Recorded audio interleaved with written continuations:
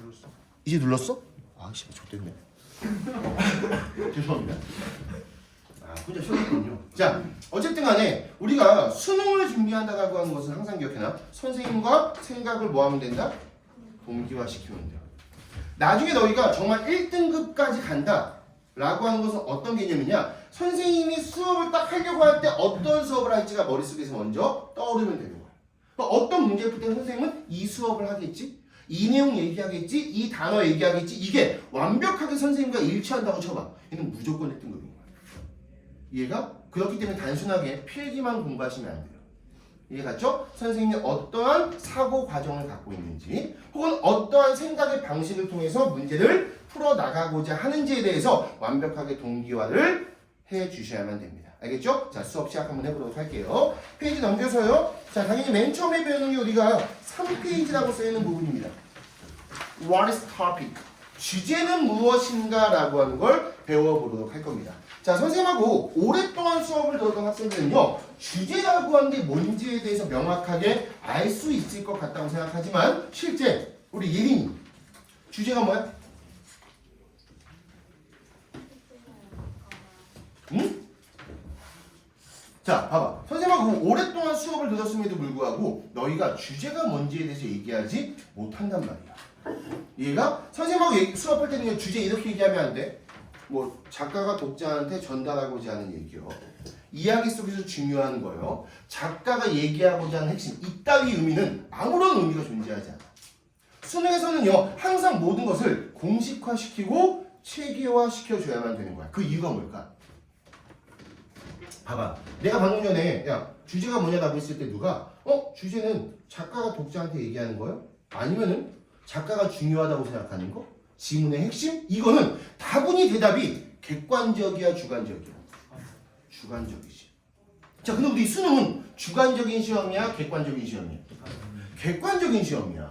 객관적인 시험에서 주관성을 대입시킨다. 이 새끼가 성공할 리가 있니? 없단 말이야. 그렇다면은 처음에 배울 때 주제조차도 우리는 객관화시켜서 마치 공식처럼 혹은 체계화시켜서 공부할 필요가 존재한다라고 하는 거죠.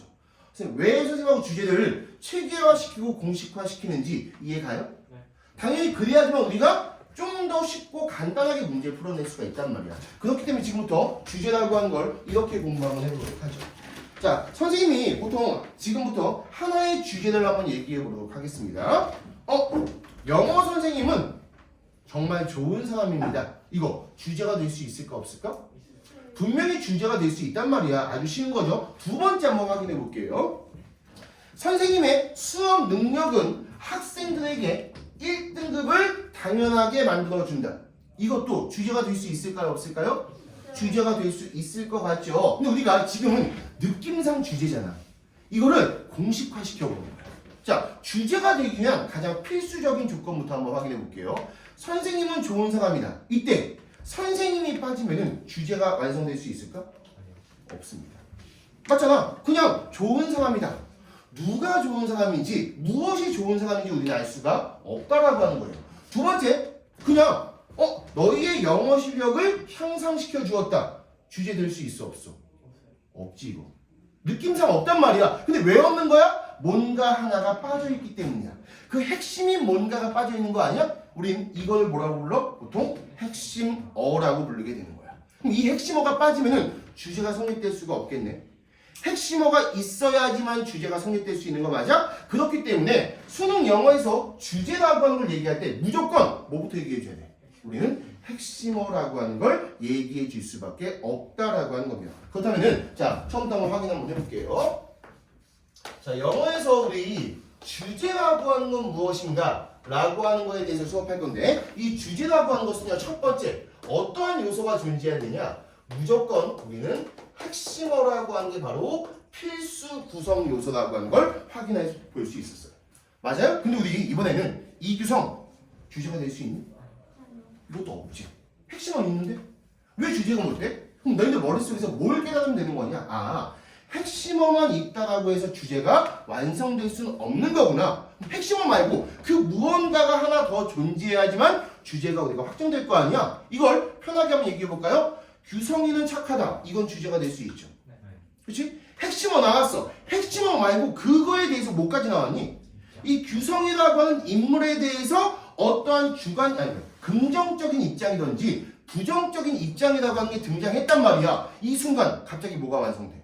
주제가 완성되는 거야. 그럼 우리 첫 번째 주제 유형이 여기서 결정되는 거야. 우리가 핵심어라고 하는 것과 만약에 이 핵심어에 대한 입장이라고 하는 게 존재한다면은 얘는 뭐가 될 수 있다? 주제가 될 수가 있는 거고요. 우리는 이러한 주제의 유형을 보통 뭐라고 선생님하고 내가 부를 거냐? 잠깐만. 이런 주제의 유형을 우리는 입장형이라고 부를 겁니다. 이해가요? 이게 주제의 첫 번째 유형이에요. 됐습니까? 다시 한번 우리 너희가 이때 주제라고 하는 걸 공식화시킨단 말이야. 공식화시켰을 때 가장 너희한테 효율적인 건 뭔지 알아? 너희가 어떠한 문장을 읽을 때 주제를 뽑아내야 될 거 아니야. 근데 내가 어떠한 문장을 읽었어. 근데 여기에 핵심어도 존재하고 입장도 존재하고 있는 문장이야. 그럼 너희는 이걸 딱 보자마자 아! 얘가 뭐가 될 가능성이 높다.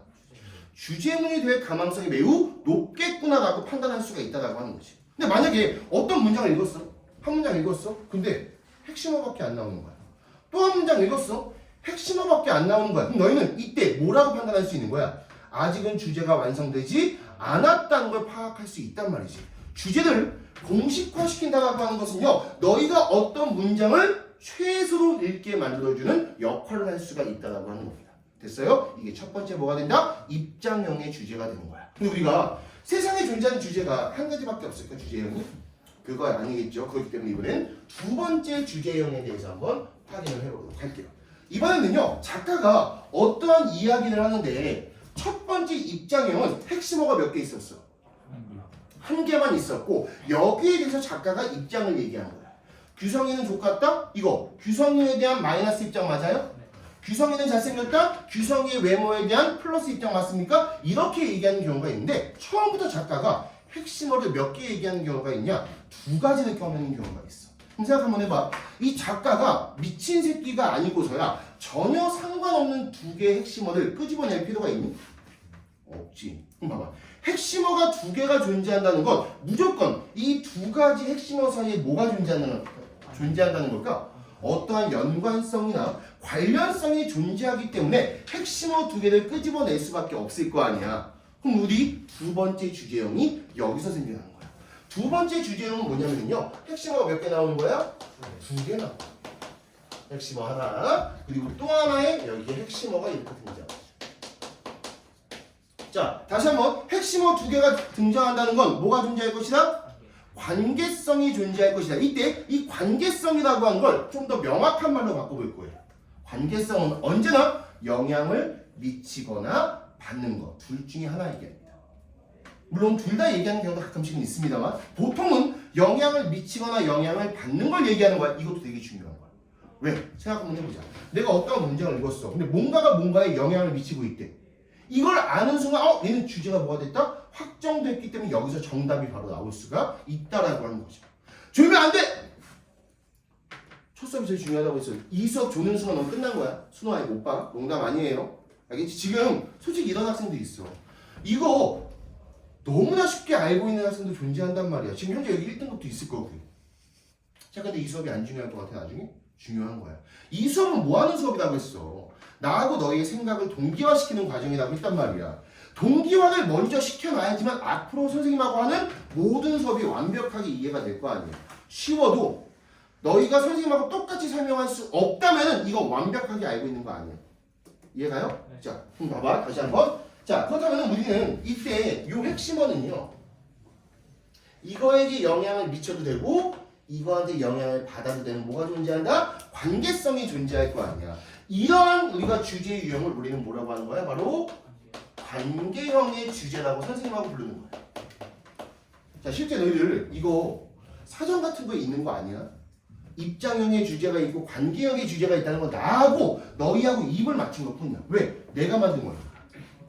이해가요? 다만 우리가 여기서 추가적으로 한 가지만 더 할게. 우리가 일단 입장형 가볼게요. 이 입장에는요, 어떤 입장과 어떤 입장이 존재하니? 보통 긍정이라고 하는 플러스 입장이나 아니면은 부정이라고 하는 어떤 입장이 존재해? 마이너스 입장이 존재한단 말이야. 보통 선생님하고 플러스라고 하면 긍정 얘기하는 거야. 마이너스라고 하면 부정 얘기하는 겁니다. 근데 우리가 관계형에서도 영향을 미치거나 받을 때 꼭 단순하게 영향을 미치거나 받는 거 아니고 긍정의 영향을 미치는 경우도 있고 부정의 영향을 미치는 경우도 있을 거 아니야. 그럼 여기 속에서도 뭐가 존재할 수 있을까? 당연히 플러스 아니면 뭐가 존재할 수 있다? 마이너스의 영향력이 존재할 수 있다. 그럼 너희들 봐봐. 얘하고 얘하고는 차이점도 존재하지만 모두 존재하고 있어. 공통점도 존재하고 있단 말이야. 그렇기 때문에 이 두 가지는 항상 뭐가 가능한 거냐? 상호 호환이 가능하다라고 하는 거 기억을 해주시면 돼요. 무슨 말이냐? 실제 어떻게 보통 호환 가능하냐? 요렇게 호환되는 경우가 일반적이에요. 관계형의 주제는 뭘로 바꿀 수도 있다? 입장형의 주제로도 바꿀 수가 있는 거야. 아주 쉽게 예를 들어보면은 이겁니다. 김은찬의 생김새가 선생님의 마음을 더럽게 했다. 주제 될 수 있어 없어? 있어요. 이때 이 글의 주제는 핵심어가 몇 개야? 분명 2개 나왔어. 은찬이의 외모와 선생님의 마음이 나왔습니다. 이때 은찬이의 외모가 선생님의 마음에 부정적인 영향을 미쳤으니까 올바르게 관계형이야. 근데 이걸 굳이 이렇게 얘기하지 않고 입장형이라고도 얘기할 수 있지 않을까? 뭐 은찬이의 외모에 대한 무슨 입장? 마이너스 입장이라고 얘기할 수 있단 말이야. 일단 우리 항상 관계형으로 바꿀 수 있다? 입장형으로 바꿀 수 있다라고 하는 거 기억해 두시면 됩니다. 그리고 우리 첫 번째 입장형 얘기했잖아. 너희들 아마 선생님하고 문제 많이 풀어보다 보면 느낌이 있을 거야. 얘가 제일 많이 나오지 않니? 그치? 얘가 제일 많이 나오고 그 다음 뭐가 나와? 그 다음에 얘가 많이 나온다라고 너희가 생각을 해두시면 돼요. 자, 이제는 세 번째 것도 한번 확인해 볼게요. 자, 세 번째 것도 마찬가지로 핵심어 2개 한번 뽑아볼게요. 얘도 이번엔 핵심어가 2개 존재합니다.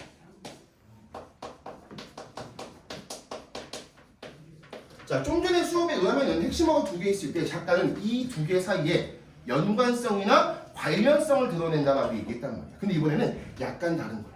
뭘 얘기하는 거냐? 여기서 이렇게 얘기하는 경우가 있어. 이렇게 얘기하는 경우가 존재합니다.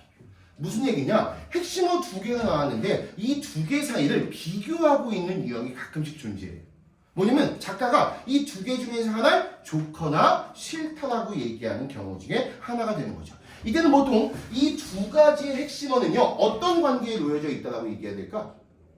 비교할 때는 상반되어진 관계에 놓여져 있다라고 얘기를 해줘야 되는 거예요. 예를 들어서 남자와 여자 같은 경우 이해가요? 아니면 주관성과 객관성 같은 경우. 그럼 너희는 이런 걸 통해서 또 하나 머릿속에 기억해 두는 거야. 내가 어떠한 문장을 읽었는데 핵심어가 2개가 나왔는데 이 2가지가 분명히 상반되어진 핵심어가 나왔어. 얘는 뭐가 될 가능성이 높다? 비교가 될 가능성이 상당히 높다라고 하는 거 기억을 해 두셔야 됩니다. 그리고 이런 것을 우리는 쉽게 비교형이라고 얘기하는데 이 비교형의 주제는요 좀 중요해요. 왜 중요한지 한번 설명 한번 해볼게요. 얘도 일단은 뭘로 바꿀 수 있어? 입장. 그렇지. 이렇게 입장형으로 일단은 뭐가 가능하다? 호환이 가능합니다. 예를 들어서 그 이유는 뭐냐면요. 봐봐. 어떤 2개 중에서 하나의 입장을 뭐 했을 때? 선택했을 때가 되는 거야. 예를 들어서 이렇게 선택을 한번 해볼게. 만약에 남자와 여자가 있는데 그렇지? 남자에 대해서 만약에 긍정적이다라고 얘기했단 말이야. 이거 남자는 여자보다 월등하게 공부를 잘한다 라고 한번 얘기해 볼게요. 그러면 2개 비교하고 있지만 어떠한 핵심어에 대해서 손을 들어주고 있니? 남자에 대해서 손을 들어주고 있단 말이야. 이걸 입장형 바꿀 수 있어? 남자에 대한 무슨 입장? 플러스 입장으로 바꿀 수가 있단 말이야. 근데 꼭 남자에 대한 플러스 입장으로만 주제를 얘기해야 되니? 반대로 얘기할 수도 있을 것 같은데? 뭐에 대한 마이너스 입장? 여자에 대한 마이너스 입장으로 얘기할 수 있는 거 맞아? 그렇기 때문에 여기서 너희는 꼭 기억해 둘 거 하나 더. 선생님이 가장 좋아하는 바로 뭐가 돼요? 처음부터 흡표기만 나오면 안 되니까 오늘 첫 수업이라고 생각하고 이제 바로 반이어져 여기서 핵심어 변환 방법을 꼭 생각해 보셔야 됩니다. 이때 이 반이어적인 핵심어 변환이라고 하는 건 뭐냐면요. 이거야. 주관성에 대한 플러스를 똑같이 만들었을 때 객관성이라고 하는 걸 응용해서 만들어 보는 거죠. 주관성에 대한 긍정의 입장은 객관성에 대한 무슨 입장과 똑같아요? 마이너스 입장과 똑같아지는 거 맞아? 자, 요 반의어적인 핵심어 변화에서 가장 중요한 건 뭐냐면 이겁니다. 예를 들어서 핵심어 A에 대해서 플러스의 입장이 나왔다고 쳐볼게요. 근데 와서 두 번째는요. 핵심어 B가 나왔는데 이 두 개가 서로 상반되어진 반의어적 관계에 놓여져 있는 거야. 그리고 이 두 가지의 문장을 완벽하게 똑같은 문장으로 만들기 위해서는 B에 대한 무슨 입장을 갖고 있으면 돼? 당연히 여기에 대한 마이너스 입장을 갖고 있으면 되는 거 맞아? 이걸 보통 사례 들어서 이런 거잖아. 흡연에 대한 플러스는 뭐에 대한 마이너스와 똑같아? 금연에 대한 마이너스와 똑같은 거 맞아? 이걸 선생님 수업에는 보통 흡풀분마라고 얘기해서 줄여서 얘기하는 거지. 엄청나게 중요한 거예요. 미친 듯이 중요합니다. 왜? 예를 들어서 이거야. 휴대다 지문을 봤어. 지문 속에서는요. A에 대한 플러스라고 줄여서 얘기하는 거야. 근데 우리가 보기항에서는 여기에 정답을 핵심어 B를 이용할 수가 있다는 거지. 그리고 이때 핵심어 A와 핵심어 B가 상반되어져 있는 거지. 그럼 이때 B에 대한 플러스면은 얘는 오답이 되겠죠. 주제가 맞지가 않는단 말이야. 근데 여기에 대해서 뭐가 나오게 되면은 마이너스의 입장이 나오게 되는 순간 이 주제와 이 주제는 완벽하게 같은 주제가 되는 거 맞아? 얘가 정답이 될 수가 있겠네. 이렇게 응용하는 문제가 실제로 수능에서 자주 나온다라고 생각을 해주시면 돼요. 그래서 항상 기억해 두는 거야. 그냥 이거야. 상반되어진 표현은 좀 많이 기억해 놓는 게 좋거든. 선생님하고 수업할 때 나올 거야. 뭐 주관성과 객관성이라든지 획일성과 다양성이라든지 그냥 획일성에 대한 플러스는 무조건 뭐가 돼? 다양성에 대한 마이너스. 이렇게 너희가 아예 공부를 해주시는 게 훨씬 더 좋은 겁니다. 됐어요? 그리고 얘도 뭘로 바뀔 수 있다? 이렇게 바뀔 수 있는 거야. 다시 한번 남자에 대한 플러스는 뭐에 대한 마이너스? 여자에 대한 마이너스와 똑같다. 이걸 항상 머릿속에 기억을 해주시면 됩니다. 자, 그리고 마지막 네 번째 한번 확인해 보도록 하죠. 마지막 네 번째는요. 핵심어가 나와요. 알겠죠? 그리고 나서 그 다음에 뭐가 나오는 경우가 있냐면요. 이 핵심어에 대한 특징이 서술되어지는 경우가 있습니다. 지금 내가 봐봐. 어떤 핵심어가 나왔단 말이야. 근데 여기에 대해서 어떤 특징을 서술하고 있어. 근데 이 특징이 플러스와 마이너스를 갖고 있는 특징이 있다고 쳐보자. 그럼 얘는 무슨 형이라고 얘기하면 돼? 입장형이라고 얘기하면 될 거 아니야? 근데 특징이 나왔는데 플러스와 마이너스가 존재하지 않는 경우가 있거든. 이럴 때는 입장형으로 얘기할 수 없는 거죠. 예로도 얘기할 수 없는 거야.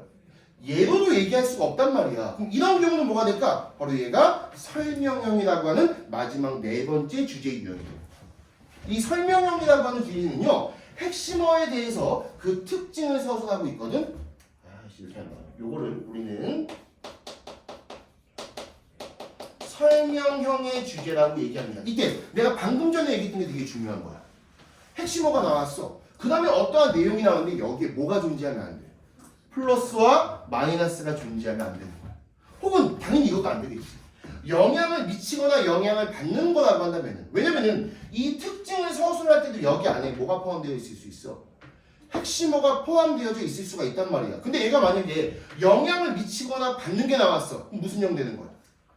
관계형이 된단 말이야. 그럼 결국은 이거네. 어떤 핵심어가 나오고 어떠한 내용이 나오고 있는 건데 플러스와 마이너스가 존재하지 않아? 영향을 미치거나 받는 게 아니야? 그럼 얘는 무슨 형의 주제가 되는 거야? 설명형의 주제가 된다고 판단해 보시면 되는 겁니다. 얘 한번 들어볼까요? 입시의 한 수 학원은 수능 중점 학원이다. 주제될 수 있단 말이야. 맞아? 입시의 한 수 학원이 핵심어야. 수능 중점이라고 한 게 바로 뭐가 되는 거야? 내용이자 뭐 특징이 된단 말이야. 근데 야 수능 중점이라고 하는 게 꼭 긍정이나 부정 한 가지로 나뉠 수 있어? 없어. 수능 중점이 입시 한 수한테 영향을 미치거나 받는 거야? 그것도 아니란 말이야. 그럼 얘는 뭐가 된다? 설명형의 주제가 된다라고 너희가 기억을 해두시면 됩니다. 그리고 이 네 가지가 수능에서 존재하는 모든 주제 유형을 네 가지로 딱 나눠놓은 거예요. 그럼 너희들 이제 누군가가 너희한테 수능 영어에서 야 주제가 뭐냐? 라고 물었단 말이야. 절대 작가가 독자에게 전달하고자 하는 이따위로 얘기하면 안 되는 거야. 얘가 수능 영어에서 주제라고 하는 건 네 가지 종류가 있는데 바로 입장형과 관계형과 비교형과 뭐가 있다? 설명형이 존재하는 거고 이때 관계형과 바로 비교형이라고 하는 건 뭘로 바꿀 수 있다? 입장형으로 바꿀 수 있다까지 기억을 해두셔야 됩니다. 됐습니까? 다만 오늘 여기까지만 끝나는 게 아니고 추가적인 거 하나 더 배워볼게요. 여기다가 이제 뭐를 지금 추가시킬 거냐면요. 빨간색. 자, 여기다가 이제는 추가해서 미리 한번 배워볼게요. 자, 요걸 추가시켜서 더욱더 많은, 좀 더 설명 한번 해볼게요. 자, 일단 우선적인 핵심어라고 하는 건 나중에 배우거든. 근데 지금 먼저 우선적인 핵심어라고 하는 걸 집어넣어 볼게. 자, 말 자체 우선적이다. 중요해 보여, 중요하지 않아 보여? 되게 중요해 보이죠. 선생님 보통 우선적인 핵심어도 있고 보통 뭐 있냐면요, 차선적인 핵심어라고 하는 것도 존재하거든. 야, 누가 봐도 당연히 뭐가 더 중요한 거야? 우선적인 핵심어가 중요한 거거든요. 자, 이 주제 유형을 가지고 여기다가 우선적인 핵심어와 차선적인 핵심어까지 적용시켜서 한번 수업을 진행해 보도록 할 거예요. 자, 이렇게 하기 위해서는요, 일단 핵심어라고 하는 거 밑에다가 이렇게 기호 표시 한번 해볼게요. 요 핵심어를 편의상 A라고 표시할게요. 알겠죠? 얘 같은 경우는요, 이 핵심어를 A라고 표시할 거고, 얘를 이렇게 B라고 한번 표시해 보겠습니다. 자, 여기도 마찬가지야. 얘 핵심어 A, 얘 핵심어 B, 얘 마찬가지 핵심어 A, 얘 핵심어 B라고 한번 해보겠습니다. 자, 지금 우선적인 핵심어에다가 동그라미 표시할 거거든요. 자, 첫 번째 입장형이에요. 자, 입장형은 핵심어가 몇 개밖에 없어. 하나밖에 존재하지 않는단 말이야. 그럼 당연히 우선적인 핵심어는 뭐가 될까? 당연히 얘가 바로 우선적인 핵심어가 됩니다. 자, 문제는 이 새끼네요. 핵심어가 몇 개 나오는 경우야? 2개 나오는 경우야. 이런 경우는 하나는 우선적인 핵심어일 거고 하나는 뭐가 될까? 차선적인 핵심어가 될 거 아니야. 이 두 가지를 구별시켜줘야 되거든. 이때 중요한 건 이거야. 여기서 이게 뭐가 나와야 되는 거야? 바로 선생님 수업에서 가장 중요한 뭐가 나와야 돼? 인과가 나와줘야 됩니다. 자, 우리 뭐 재생도 있고, 그렇지? 재학생들도 나하고 오랫동안 수업 들었던 학생도 있겠지만, 자, 내 수업에서 가장 중요한 핵심 개념을 뽑아낸다면요, 솔직히 인과 아니에요? 나하고 수업할 때 인과가 안 나오는 경우가 있을까? 없어. 모든 주제는 다 인과로서 표현할 수 있단 말이에요. 인과가 그만큼 중요한 건데, 이 인과는 뭐냐? 항상 이거야. 인과는 언제나 원인이 어디에 영향을 미친다요? 결과에 영향을 미친다가 바로 인과입니다. 예를 들어서 이렇게 한번 얘기해 볼게요. 열심히 노력한다는 것은요, 너희가 훨씬 더 큰 성공을 얻을 가망성을 높인다. 인과 맞아? 그렇지? 열심히 노력하는 것이 뭐 한다는 얘기야? 성공을 증가시킨다는 거 아니야? 이때 이게 분명 주제 맞지? 주제 맞아? 근데 여기서 생각 한번 해봐. 그럼 원인이 중요하다는 걸까? 결과가 중요하다는 걸까? 야, 성공하라는 얘기야? 열심히 노력하라는 얘기야? 열심히 지금 노력하라는 걸 얘기하고 있단 말이야. 이해가요? 두 번째, 네 스스로가 멋있는 사람이 된다면은 좀 더 이쁜 여자를 얻을 수 있을 것이다 라고 얘기했어. 남자니까 남성적인 얘기 든 겁니다. 이때 야, 좀 더 멋있는 여자 얻으라는 얘기야? 아니야. 네 스스로가 먼저 가꿔야 된다라고 하는 걸 얘기하는 거 아니야? 우리 원인과 결과가 나왔을 때 모든 작가는 원인이 중요하다는 거야? 결과가 중요하다는 거야? 당연히 원인이 중요하다는 걸 얘기하고 있는 거 맞습니까? 이해가요? 우리 둘 중에서 하나가 우선적인 핵심어야. 그럼 뭐가 우선적인 핵심어일까? 당연히 원인 부분이 우선적인 핵심어가 되겠죠. 예를 들어서 이때 이 두 가지 경우에서 요 경우만 볼게요. 일단 요 경우만 한번 얘기해 본다라고 한다면요, 이때 우선적인 핵심어는 뭐가 된다? 바로 원인 부분인 얘가 우선적인 핵심어가 되는 거야. 됐습니까? 자, 이번엔 세 번째입니다. 비교연에서 우선적인 핵심은 뭐가 될까? 둘 다가 되겠죠. 왜냐면은 얘는 이걸 가지고도 표현할 수 있지만 뭘 가지고도? 이걸 가지고 표현할 수 있는 거 맞아? 햄이나 조면 안 돼. 너무 쉬워 보이잖아. 여기서 다 낚이는 거야. 근데 봐봐. 지금 주제가 어려워? 너희들 나중에 생각하고 모든 문제 풀어볼까? 이 네 가지에 포함되지 않은 주제 나온 적 있을까? 한 번도 존재하지 않아. 그럼 봐봐. 주제는 이렇게 간단하단 말이야. 근데 너희가 왜 못해? 머릿속에서 짜맞추지 않은 상태에서 문제 풀기 때문에. 야, 선생님 왜 문제 풀 때 편한지 아니? 나는 무조건 어떤 문장을 읽을 때 4개 중에 하나가 될 거라고 예상한단 말이지. 그렇지 않아? 그냥 와서 해석 나왔네? 얘가 얘한테 영향을 미친데 오케이 주제 나왔네 정답이고. 너희는 이게 안 되기 때문에 좀 더 많은 문장, 좀 더 많은 문장을 읽는 거야. 내용을 파악하는 게 아니고 우리는 뭘 파악해야 돼? 주제 파악해야 돼. 뭔 말인지 알죠? 이 수업 되게 중요한 수업이에요. 우리 영화 졸려고 하네. 더워서 그래. 올해 겨울이 가장 춥다는데 난 여기 왜 이렇게 덥니? 너희 공부의 열정이 어마어마해서 그런 거야. 알겠지? 자, 이번에 한번 봐봐. 얘도 우선적인 핵심어고 얘도 뭐가 된다? 우선적인 핵심어가 된다는 거 기억을 해주시면 됩니다. 자, 이제 가장 어려운 설명형이 남았어요. 자, 봐봐. 아까 우리 설명형의 사례 중에서 이렇게 얘기했어.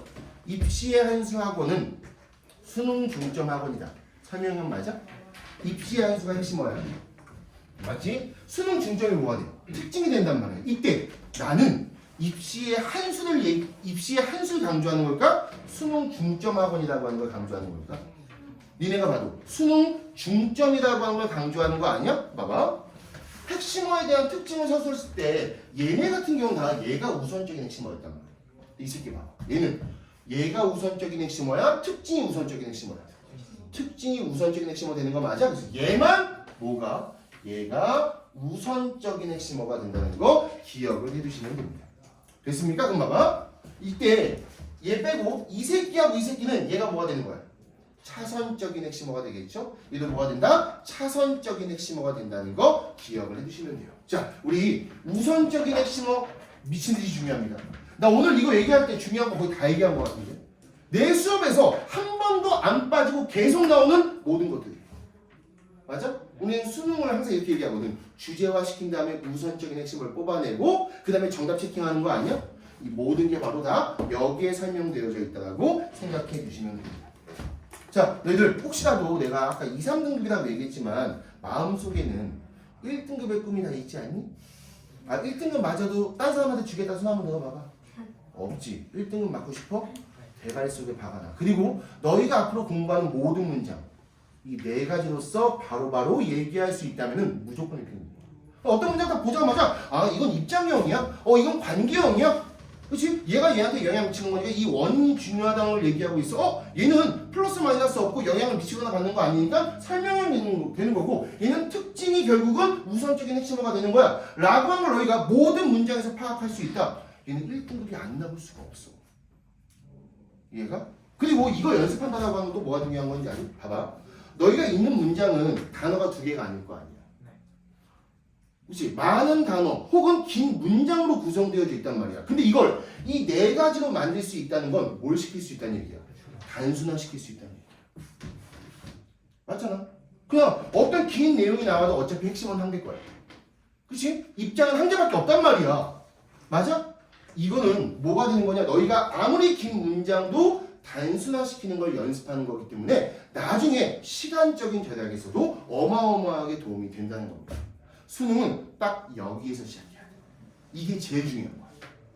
뭔 말인지 이해갔습니까? 그리고 이것 때문에 수능의 문제가 모든 문제가 만들어진다고 생각해 주시면 돼요. 그럼 우리가 출제자가 이걸 다 알고 있는 거야. 이걸 가지고 문제를 조합하고 짜맞춘다라고 생각을 해주시면 될 것 같습니다. 좀 더우니까 잠깐 쉬었다 갈게요. 알겠죠? 저 좋은 애도 안 보고 잠깐만 창문 열게요. 내가 또 끊겼어. 자, 선생님하고 그 다음 수업을 진행할 건데 자, 우리 이제 주제가 뭐라고 하는 건지에 대해서 분명히 배웠습니다. 그럼 문제는 이 주제가 뭔지에 대해서 배웠단 말이야. 이걸 이제 우리가 어떻게 응용할 것인가 라고 하는 거에 대해서 추가적으로 수업 한번 해볼게요. 내가 아까 이거 수업하면서 어떤 얘기를 덧붙였었냐면요. 이렇게 얘기했어. 출제자도 이걸 알고 있다라고 얘기를 했습니다. 이게 되게 중요한 거야. 왜냐면 생각 한번 해봐. 출제자가 객관적인 시험 문제를 만들어야 된단 말이지. 이때 객관적인 어떤 기준선이 없이 문제 만들 수가 있을까? 없지. 요즘 수능 끝나면 항상 수능 문제 정정기간이라고 하는 게 있단 말이야. 이때 막 정말로 모든 수험생이 1점이라도 더 맞기 위해서 오류가 있다고 막 얘기하지 않을까? 여기에 걸리면 좆되는 거 아니야. 자기 경력 자체가 날아간단 말이지. 그렇기 때문에 최대한 객관적인 기준을 가지고 문제를 만들 수밖에 없다는 겁니다. 이해가? 다만 이러한 기준을 가지고 만든다라고 얘기하면은 야 이거 개나 소나 다 문제 풀 거 아니야. 그렇기 때문에 왠지 되게 주관적인 시험 문제처럼 만들어. 그래서 영어 문제는 어떻게 만드는 것이냐? 가장 적절한 것은 그러니까 정답인 것은이라고 하면 되게 객관적이어 보이잖아. 근데 가장 적절한 것은 어때? 되게 주관적인 시험 문제처럼 보이지 않아? 근데 실제 야 가장 적절하다라고 해서 실제 진짜 적절한 게 세네 가지 나와? 아니야. 한 가지밖에 정답이 존재하지 않는단 말이야. 한 가지만 정답이 존재한다? 바로 객관적이라는 얘기입니다. 이해가요? 우리는 출제자가 문제를 만들 때 생각 한번 해보자고. 출제자는 지문이라고 하는 걸 직접 쓰지 않습니다. 지문은 무조건 뭐 가져오는 거야. 뭐 논문에서 가져오든 그치 아니면 구글링에서 가져오든 무조건 지문은 가져오는 겁니다. 그럼 우린 출제자가 오로지 자기의 능력만 가지고 만든 것은 지문이 아닌 뭐가 될까? 보기항이 되는 거야.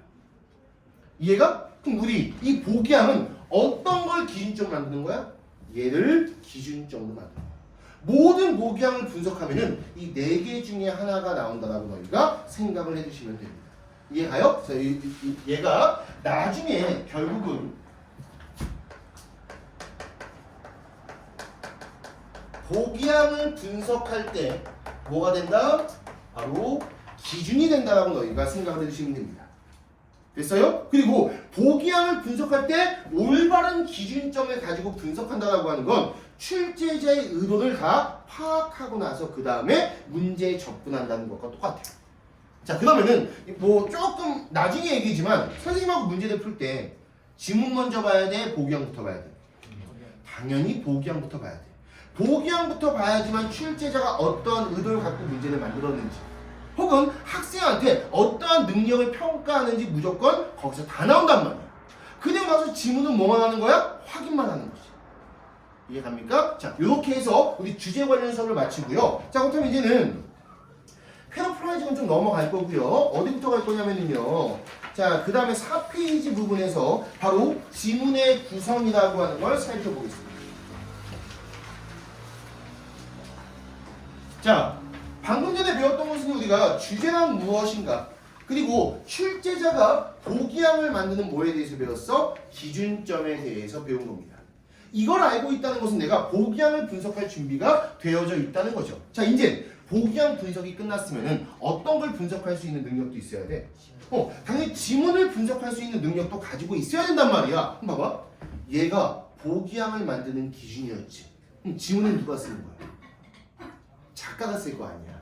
그럼 작가도 어떤 글을 씀에 있어서 기준점이 있을까 없을까? 기준점이 있습니다. 근데 원래 이거는 누군가가 나한테 원래는 반론은 좀 얘기해야 돼. 선생님, 작가는 성향도 다 다르고 그렇지? 그런데 어떻게 작가가 기준점이 있다고 이렇게 확신해서 얘기할 수 있어요? 원래 정답은 글 쓰는 기준점은 없어요. 어디까지 확장시키면 소설까지 확장시켜요. 이해가? 봐봐, 너희들 소설이라고 하는 것은 지 멋대로 쓸 수 있는 거 아니야? 맞잖아. 특히나 요즘에 인터넷 소설 봐봐. 씨발 뭐 요즘에는 다 인터넷이나 그거 같은데 회기 뭔가 뭐 과거로 와서 이지랄하고 뭐 내가 미래 다 알고 있고 뭐 이지랄하는 거 아니야? 최근에 와이프가 즐겨보는 재벌집 막내 아들 준기형? 준기형까지는 아닌가? 나보다 한 4살 어린가? 3살 어린가? 나이 차이 별로 안 나긴 할 텐데 어쨌든 간에 야 소설은 솔직히 중구난방이야. 정해진 기준점이 없단 말이야. 그렇기 때문에 수능 지문에서 소설이 나오지 않는다. 야 수능 지문에 소설 나오는 거 봤어? 뭐 회기물 나오니? 안 나온단 말이야. 그럼 우리는 왜 수능에서 소설을 뺐을까? 라고 하는 걸 생각해 봐야 되는 거야. 글 쓰는 방식이 정해져 있지 않기 때문에. 얘가 우리 글을 쓰는 방식이 정해져 있다라고 하는 것은 되게 객관적인 글이 되겠지. 맞아. 이 객관적인 글이 바로 뭐가 되는 거야? 신문의 사설이라든지 논문적인 글이 된다는 거죠. 그래서 너희가 영어 지문에서 읽을 수 있는 대부분의 내용이 뭐니? 다 논문과 관련된 거, 어떤 지식과 관련된 거, 이런 글이 된단 말이지. 우리는 지금 어떠한 소설을 쓰는 방식에 대해서 배우는 게 아닙니다. 논리적인 글을 어떻게 쓰는지에 대한 걸 배우는 거야. 우리는 자 지금 이렇게 한번 해볼게요. 지문의 구성이라고 한번 큰 제목을 붙여놓고 나서 그 다음에 내가 여기다가 이렇게 한번 써볼게. 지문의 구성을 배운다라고 하는 것은 결국은 논리적인 바로 글쓰기를 너희가 배운다는 것과 똑같습니다. 우리는 여기서 논리적인 게 무슨 뜻이냐 라고 하는 걸 알면 좀 더 편해지거든. 자, 우리가 선생님하고 항상 얘기하는 논리라고 하는 건 딱 하나밖에 존재하지 않아요. 바로 뭐냐? 결과가 있기 위해서 뭐가 존재해야 된다? 원인이 존재해야 된다. 이게 모든 논리에서 작동하는 단 하나의 법칙이라고 볼 수 있어요. 논리적이지 않은 사람은 원인 없이 뭐만 얘기하는 거야? 결과만 얘기하는 거야. 예를 들어서 이거지. 맨날 쳐노는 새끼야. 맨날 쳐노는 새끼가 나 갑자기 이렇게 얘기했어. 저 의대 갈 건데요? 저 의대 갈 건데요? 의대 합격 짱? 이랬어. 자, 논리적인 사람이야 되게 비논리적인 사람이야. 왜 비논리적이야? 원인이 없거든. 결과만 얘기했단 말이야. 근데 매일매일 하루에 3시간만 자고 풀타임 공부하는 새끼야. 이 새끼가 나 의대 갈 건데 되게 설득력이 있지. 왜 설득력이 있냐고. 원인이 존재하기 때문에 우리는 설득력이 있고 논리적이라고 얘기하는 거 아니야? 여기서도 분명히 원인과 결과가 쓰였죠. 근데 원인 결과에서 뭐가 더 중요하다고 했어? 원인이 더 중요하다고 했단 말이야. 그럼 여기서도 마찬가지야. 논리적인 글쓰기라고 하는 건 뭘 드러내는 거냐? 내가 어떠한 주장을 하기 위해서 글을 쓴단 말이야. 그치? 근데 내가 주장만 하면은 이건 논리적인 글이 될 수 있어 없어? 없는 거지. 모두 해줘야 되는 거야. 뒷받침을 해줘야 되는 거야. 여기에 대해서 이 주장이 올바르다, 정확하다라고 하는 걸 증명해 줄 수 있는 그 근거가 존재한다면은 우리는 뭐가 될 수 있어? 논리적인 글이 될 수가 있게 되는 겁니다. 이해가요? 그래서 우리가 논리적인 글쓰기에서 선생님하고 배우는 두 가지의 핵심적인 용어가 있거든. 바로 뭐냐면은 우리 선생님하고 개념이라고 하는 것과 또 뭐라고 칭해? 발의 사례라고 칭하게 됩니다. 이때 나하고 용어를 좀 맞추는 거예요. 이 개념이 바로 뭐냐면요, 바로 주장하고자 하는 핵심적인 내용입니다. 이해가요? 그리고 사례라고 하는 건 뭐가 되는 거야? 이 주장을 뒷받침할 수 있는 근거가 된다라고 생각하시면 되면은 결국은 뒷받침이라고 너희가 생각을 해주시면 되는 거야. 근데 원래 봐봐. 원인 결과에서 원래 뭐가 중요해? 원인이 중요하지. 솔직히 이 글에서도 더 중요한 건 뭐야? 원래 얘가 더 중요한 거야. 근데 우리는 이 문제가 뭘 찾아내는 문제야? 주제를 찾아내는 문제다 보니까 이게 아니고 뭘 봐야 되는 거야? 얘를 봐야 되는 거야. 뭔 말인지 알겠지? 봐봐. 너희가 글을 쓸 때는 내가 어떤 글을 쓸 때 나는 잘생겼다만 쓰면은 비논리적인 거야. 근데 예를 들어서 나는 잘생겼어. 나는 20년 전에 나의 팬클럽이 있었어. 진실이에요. 이 새끼들 봐봐. 안 믿잖아. 야, 니네 왜 안 믿었어? 내 말만 한 거잖아. 보여줄 수 있는 근거가 없기 때문에 안 믿은 거 아니야? 근데 지금 선생님이 집에 가서 내 팬클럽하고 같이 찍은 사진 있으면 어떻게 되는 거야? 되게 논리적인 거 아니야? 맞지? 어쨌든 간에 중요한 건 뭐냐면 봐봐. 나는 잘생겼다. 여기에 대해서 뒷받침을 하기 위해서는 내가 잘생겼다라고 하는 근거를 막 제시를 해줘야 돼. 사례 같은 걸 막 얘기해야 된단 말이야. 근데 결국 우리 시험 문제는 뭘 파악하는 거니? 근거 파악하는 거야? 주장하는 핵심 파악하는 거야? 시험 문제가 뭘 파악하는 거야? 얘를 파악하는 거다 보니까 얘가 중요해지는 거야. 뭔 말인지 알겠지? 시험 문제에서 이 주제를 뒷받침할 수 있는 가장 핵심적인 사례는 무엇입니까? 라고 한다면 얘가 중요해질 거 아니야. 헷갈리시면 안 됩니다. 알겠죠? 자, 그렇기 때문에 우리는 이때 얘가 어마어마하게 중요하다고 하는 걸 기억해 두시면 돼요. 근데 자칫 잘못하면은 학생들은 이게 아니고 뭐가 중요하다고 볼 수 있어? 얘가 중요하다고 볼 착각할 가능성이 매우 높겠지. 그러면은 여기에서 또 하나 출제자가 문제를 만드는 방법이 나오는 거야. 얘를 물어본단 말이야. 근데 학생들은 어디에 좀 더 눈이 갈 가능성이 높아? 여기에 눈이 갈 가능성이 매우 높은 거 아니야? 그럼 여기에서 나왔던 단어를 가지고 뭘 만드는 거야? 오답을 만드는 거야. 이해가요? 우리는 자 여기서 중요한 거 지문의 구성을 공부할 때 나 공부하는 게 마음에 안 드는데 미안해. 나 너무 결벽증인데. 아우씨 죄송합니다. 속으로 그런 생각했어? 생긴 거 답지 않게 그런 생각하지 않았겠지? 자 어쨌든 간에 자 우리는 머릿속에서 개념이 중요하다, 사례 중요하다? 지문 속에서는 무조건 개념이 중요한 거야. 사례는 무조건 뭐가 있다? 함정이 있다라고 무조건 기억을 해두시면 돼요. 이해갑니까? 우리 여기다 추가적으로 이 사례라고 하는 것은 항상 우리가 오답을 만드는 바로 뭐가 된다? 기준. 맞아? 그럼 얘는 뭐라고 보면 되는 거야? 정답을 만드는 바로 뭐가 된다? 기준이 된다라고 생각을 해두시면 돼요. 다만 무조건 어떠한 논리적인 글이라고 한다면요, 한 지문 속에 둘 중에 하나만 있으면 돼, 안 돼? 안 되는 거지. 둘 다 존재해야만 되는 거예요. 이해갑니까? 자, 그럼 지금부터 하나씩 나가보도록 하겠습니다. 자, 우리 지금은 뭘 배울 거야? 지문의 구성의 유형에 대해서 배우는 거야. 주제의 유형에 대해서 배웠듯이 지문의 구성이라고 하는 것도 우리가 유형이 존재하거든? 너무나 쉬워. 생각 한번 해봐. 내가 어떤 주장을 했어. 이제 뭐 해야 돼? 뒷받침해야 돼. 뒷받침을 먼저 했어. 이제 뭐 해야 돼? 너무 쉽지. 이렇게 너무 쉬운 거야. 원래 영어는. 국어 비문학은 좀 어렵지 않니? 국어 비문학은 왜 어려울까? 사례가 존나 많아. 예시가 겁나 많지 않니? 그래서 어려운 거야. 원래 선생님하고 수업할 때도 너 혹시 지금 나하고 오랫동안 수업 듣던 학생은 어떤 지문이 가장 어렵다고 하니? 전체가 모인 지문, 사례인 지문이 가장 어렵다고 한단 말이야. 이해가요? 그렇기 때문에 국어 비문학이 어려워지는 거야. 영어는 그렇게 어려운 게 안 나온 이유가 뭐야? 다 단문이기 때문에. 국어 비문학은 뭐야? 장문이잖아. 생각 한번 해봐. 이것도 되게 중요한 거거든. 그냥 오늘 수업하면서 단문과 장문의 차이점은 뭘까? 짧게 써요, 길게 써요? 일단 균신 같은 얘기하지 말고 우리가 지금 논리적인 걸 배웠으니까 단문과 장문의 차이점은 뭘까? 자, 생각합니다. 이거 아니야. 둘 다 어떠한 주제라고 하는 건 무조건 존재해야 돼. 이해가? 그 말은 즉슨 뭘 존재해? 뭘? 개념이라고 하는 건 둘 다 존재해야 됩니다. 국어 비문학 지문도 주제는 하나예요. 어쨌든 간에. 영어도 다 비문학 맞지, 영어는? 영어 비문학 다 뭐가 되는 거야? 주제는 하나가 된단 말이야. 그럼 봐봐.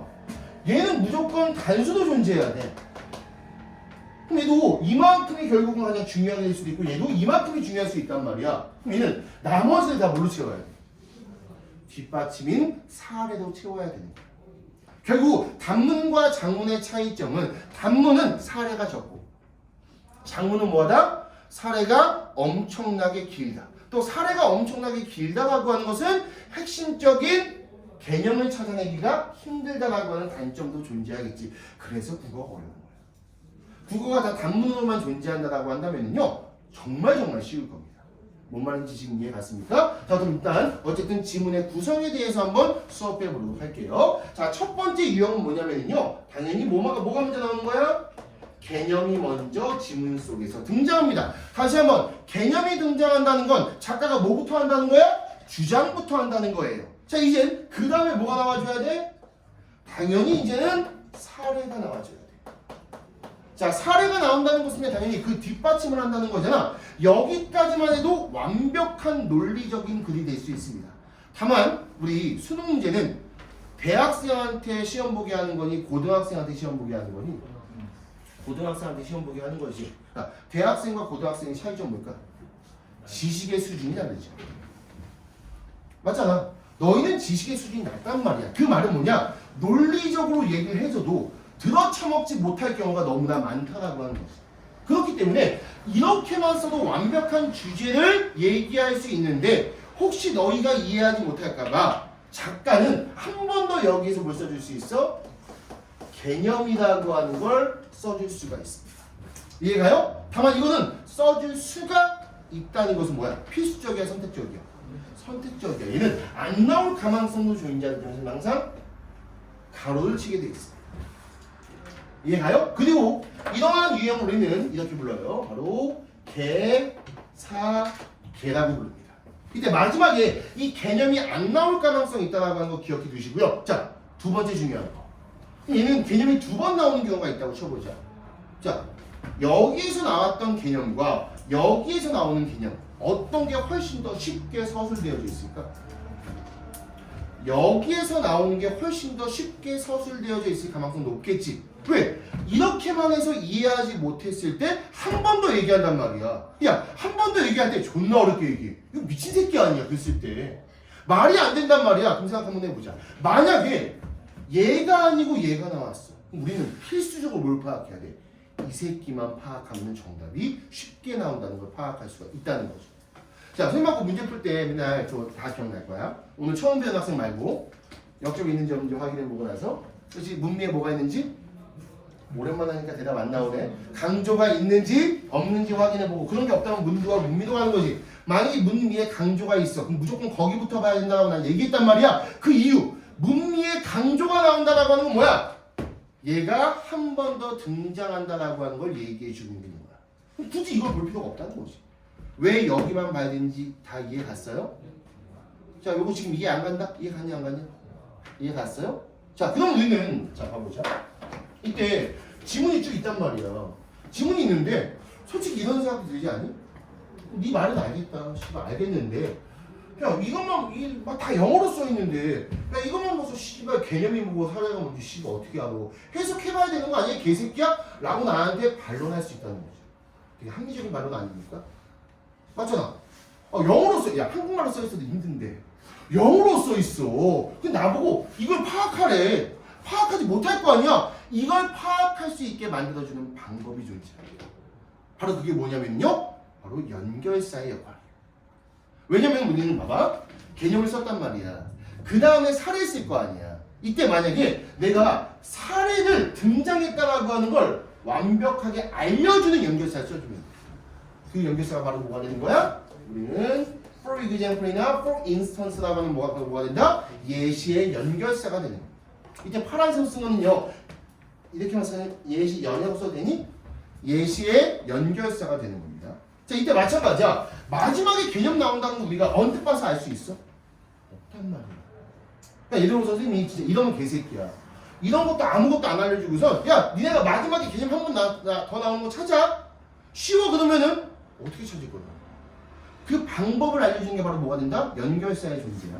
만약에 여기에 한 번 더 개념을 쓸 때 작가는 여기다 연결사를 써주거든. 그 연결사가 바로 뭐가 되는 거야? 바로 재진술의 연결사. 또 하나 바로 뭐가 된다? 결론 도출 연결사가 된다. 이때 재진술의 연결사나 결론 도출 연결사를 모를 수 있으니까 재진술의 연결사 이런 것들 얘기하는 거야. That is 다시 말해서 뭐 아니면은 In other words 이거 뭐였죠? 이게 뭐야? 즉 다시 말해서 인쇼도 마찬가지 아니야? 요약하자면 다시 말해서야. 얘네가 써야 뭐하네? 다시 말한다라고 했지. 작가가 지금 다시 말한다라고 하는 건 뭘 얘기하는 거야? 독자가 이해하기 힘드니까 한 번 더 서술을 해주겠다라고 하는 걸 얘기하는 거 아니야? 마지막에 개념이 나왔다는 걸 확신할 수 있단 말이야. 근데 결론 도출 연결사는 뭐니? 뭐 as a result라든지 consequently라든지 뜻이 뭐야? 따라서 그러므로라고 하는 걸 얘기하는 거 아니야? 너희들 따라서 그러므로 언제 쓰니? 내가 마지막으로 한 번 더 주제라고 하는 걸 다시 얘기하기 위해서 써주는 거 아니야? 그럼 우리 문미에서 재진술의 연결사나 결론 도출 연결사가 쓰였다는 건 혹시 얘가 개념 나오고 사례 나온 다음에 한 번 더 개념을 얘기한다는 증거가 될 수 있어? 있단 말이야. 그렇기 때문에 우리가 마지막에 개념이 나왔다는 건 뭘 보고 판단하는 거야? 얘를 보고 판단. 이해 가요? 근데 실제 수능에서 요거 자주 나오니? 자주 안 나와. 왜? 영 쉽잖아.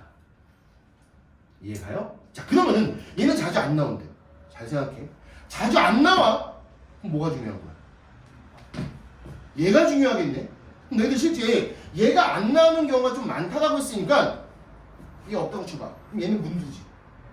얘는 뭐가 돼야 돼? 문미가 돼야 되는 거 아니야? 그럼 선생님하고의 수업에서는 문두가 중요할까? 문미가 중요할까? 무조건 문두가 훨씬 더 중요한 겁니다. 왜 문두가 훨씬 더 중요하다고 하는지 이해 갔어요? 어떤 영어 선생이 야 문미가 되게 중요해. 이거 개새끼 씹새끼예요. 아무것도 모르고 그냥 구라치는 거야. 문미가 중요해지는 경우는 어떤 경우에? 이런 것들이 나오거나 추가적인 강조가 나오는 경우만 중요해지는 거고 그런 게 아니라고 하는 무조건 뭐가 중요하다? 문부가 중요하다. 이런 걸 우리는 바로 개사계의 지문의 구성이라고 배우게 됩니다. 이해 갔어요? 자, 오늘 선생님 수업하면서 되게 자세하게 설명해주고 있는데 작년보다도 더 자세하게 설명하는 거야. 재작년보다 훨씬 더 자세하게. 오늘 이 수업이 되게 중요한 수업이야. 너희가 이제 뭐 해야 되는 건지 아니? 다음 주에 선생님 뭐 문제 풀 거 아니야. 문제 풀 때 너희가 집에 가서 다시 한번 지문을 보는 거야. 정말 이렇게 구성되어져 있는지 아닌지 확인 한번 해봐. 왜? 너희가 이걸 계속해서 이걸 적용시키는 걸 연습하잖아? 그럼 나중에 지문이 한눈에 보여. 알겠지? 자, 이제는 두 번째 지문의 구성에 대해서도 배워봐야겠죠. 자, 두 번째 지문의 구성은 당연히 뭐가 먼저 등장하는 걸까? 주장 먼저 하지 않고 뭐부터 얘기하는 거야? 뒷받침 먼저 얘기하는 거지. 결국은 우리가 뭐부터 시작하는 지문이야? 바로 사례부터 시작하는 지문이 됩니다. 만약에 사례로 시작하는 지문이 나왔다고 쳐보자. 마지막에 뭘로 끝맺음해야 돼? 당연히? 그치? 개념으로 끝맺음을 쳐줘야겠죠. 이때도 마찬가지입니다. 여기다가 연결사를 쓸 수도 있거든. 당연히 어떤 연결사가 들어갈까? 다시 한번 무슨 연결사? 재진술의 연결사. 아니 뭐가 된다? 바로 결론, 도출, 연결사가 쓰여져 있게 됩니다. 다만 우리가 이렇게 사례로 시작해서 개념으로 끝나는 지문은 개사기의 지문과 비교해 봤을 때 월등하게 얘가 많아. 거의 내가 봐서 난 70%가 얘가 아닐까라고 생각할 정도로 얘가 월등하게 더 많다는 거 기억해놔. 그리고 이런 걸 보통 우리가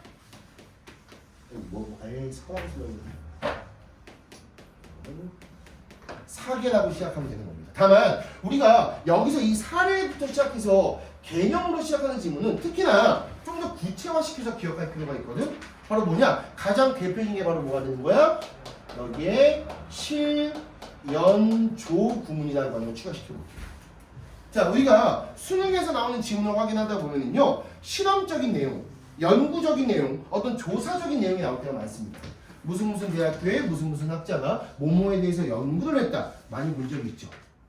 야, 실험과 연구와 조사를 얘기하고 있어. 주장부터 얘기하는 거야, 뒷받침부터 얘기하는 거야. 이거 뒷받침부터 얘기한단 말이야. 이해 가요? 그렇기 때문에 이 실현조도 바로 사례부터 시작하는 지문 중에 하나가 되는 건데 이 실현조는 좀 더 구체적으로 이렇게 기억하면 돼. 얘가 나오면은요, 항상 실험에 뭐가 나오냐면요, 시작이 먼저 나와요. 맞죠? 그리고 실험에 그 다음에 뭐가 나오냐면요, 과정이 등장합니다. 그리고 와서 마지막에 실험에 뭐가 나올까? 결과가 나온단 말이야. 이때 우리는 이 실험의 시작부터 과정까지를 뭐라고 볼 수 있는 거야? 바로 다 사례로 볼 수가 있는 겁니다. 그리고 마지막에 실험의 결과는 뭐라고 볼 수 있다? 바로 개념이라고 볼 수가 있는 거야. 그렇다면은 만약에 여기 지문 속에서 실현조가 나왔는데 연결사가 안 보이는 거야. 그럼 우리는 뭘 찾아야 돼요? 실험의 결과 부분을 찾아줘야 돼요. 그리고 실험의 결과에서 자주 쓰이는 표현이 뭔지에 대해서 알아둘 필요가 있다는 것이. 무슨 학자들 혹은 무슨 팀들이 that 이하를 발견했다. that 이하를 보여주고 있다. 라고 하는 표현들. 맞아요? found that이라든지 뭐 showed that이라든지 이런 표현들에 대해서도 선생님하고 다시 한번 배워보게 됩니다. 지금 제가 다 얘기하는 건 아니에요. 이해가? 물론 여기서도 이제 당연히 연결사를 쓸 수 있는 거 아니니? 당연히 뭐가 쓰일까? 재진술이나 결론 도출 연결사가 쓰일 수 있다라고 기억을 해주시면 돼요. 원래 이거 말고 한 가지가 더 있거든. 작가의 경험으로 시작하는 지문들. 알지? 내가 예전에 이런 거 다 뭘로 시작하는 거야? 사례로 시작하는 지문이야. 추가적으로 하나 더 하면 우리가 작가의 바로 경험 시작. 그럼 애들 만약에 내가 어떤 지문을 봤는데 작가의 경험으로 시작하고 있어. 무조건 눈이 어디로 가야 돼? 문비로 가야 돼. 왜? 문비에서 분명 뭐가 나올 거니까 개념이 나올 거니까. 이해갑니까? 요렇게 기억을 해 두시면 됩니다. 됐어요? 우리 지금 개사계하고 사계를 배웠네. 이제 뭘 배우는 거야? 바로 개역 개사계에 대해서 한번 배워보도록 하겠습니다. 자, 이번엔 세 번째 지문의 구성이 되는 거고요. 마찬가지 이제 바로 개념으로 시작하는 지문입니다. 됐죠? 자, 우리가 개념이 나왔는데 그 다음에 뭐가 나오는 경우가 있냐면 여기 바로 역접의 연결사가 나오는 거야. 알겠지? 그리고 나서 또 한 번에 뭐가 나오는 거냐? 이게 바로 개념이 등장하는 질문입니다. 자, 이 질문은요, 주제를 뭐하는 질문이에요? 뒤바꾸는 질문이겠죠? 그러니까 예를 들어서 이게 주제처럼 보이지만 실제 다른 것이 주제다라고 하는 걸 얘기하는 겁니다. 자, 이렇게 하면은 얘가 진짜 주제일까? 얘가 진짜 주제일까? 당연히 뒤에가 진짜 주제가 되겠죠. 다만 여기까지 하고 질문 끝나면 돼, 안 돼? 안 돼. 논리성에 맞지 않단 말이야. 이제 뭐 해줘야 돼? 뒷받침인 사례 얘기해줘야 되는 거 맞아? 그렇기 때문에 이 뒤에는 또 한 번에 뭐가 나온다? 바로 사례가 등장하게 됩니다. 자, 여기서 끝날까? 아니지. 그럼 결국은 여기부터 시작하면은 이거하고 똑같은 거 아니야? 맞지? 그럼 또 한 번에 뭐가 나올 수 있어? 마지막에 한 번 더 뭐가 나올 수 있다? 개념이 나올 수도 있다. 다만 이는 필수적이다, 선택적이다? 바로 선택적인 거 맞습니까? 그래서 이렇게 괄호 표시 한번 해보도록 하겠습니다. 됐어요? 자, 근데 이제 우리 요놈하고 이제 이놈하고 비교 한번 해볼게요. 여기서도 마지막에 개념이 나올 수 있지. 여기서도 마지막에 개념이 나올 수 있단 말이야. 자, 우리 이걸 편의상 1번과 3번 중에서 마지막에 개념이 한 번 더 등장할 가능성이 높은 거 1번이니까 3번일까? 무조건 1번이야. 그 이유는 뭐 때문이야? 그렇지. 우리가 수능의 영어 지문은 대부분 단문이기 때문이야. 단문이라고 하는 것은요, 지문의 길이가 정해져 있지. 이렇게까지 썼는데 이것까지 한 번 더 쓰기에는 뭐야? 그렇지. 너무나 지문이 더 길어질 가능성이 존재한단 말이야. 그렇기 때문에 얘보다는 얘가 월등하게 많습니다. 근데 우리가 이제 이런 것도 알 수 있는 거야. 나중에 여기서 대단히 좀 써보는 거지. 근데 영어 지문을 딱 본 거야. 다 나왔어. 알겠지? 근데 지문이 좀 길어 보여. 일반이 좀 길어 보여. 그럼 우리 어떻게 생각할 수 있어? 이거 문리에서 뭔가 하나 나올 것 같은데? 이거 웃으면서 하는 게 진짜 그렇잖아. 나하고 지금 이걸 배우는 이유가 뭐냐면요, 너희가 이런 지문의 구성이라고 하는 걸 배워서 실제 지문 속에서 다양하게 적용하는 방법에 대해서 배우는 거야.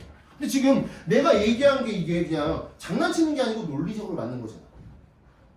맞잖아. 만약에 이게 그냥 역적 마지막에 얘가 안 나왔으면은 지문의 길이가 한 요만큼에서 끝나지 않았을까? 근데 수능 문제 보면은 지문이 좀 은근히 긴 게 있단 말이야. 그럼 우리가 은근히 기네?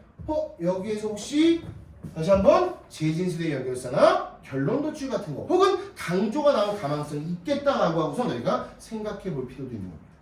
이런 모든 생각은 너가 이게 머릿속에 완벽하게 들어가야지만 있는 거야. 자, 다시 요거는요 다시 한번 추가 좀 써놓을게. 뭐 어려운 거 아니지만 여기다가 여기 다시 한번 뭐가 나올 수 있다? 예시의 연결사 나올 수 있다는 거. 맞죠? 여기에 또 한번 뭐 나올 수 있다? 재진술의 연결사나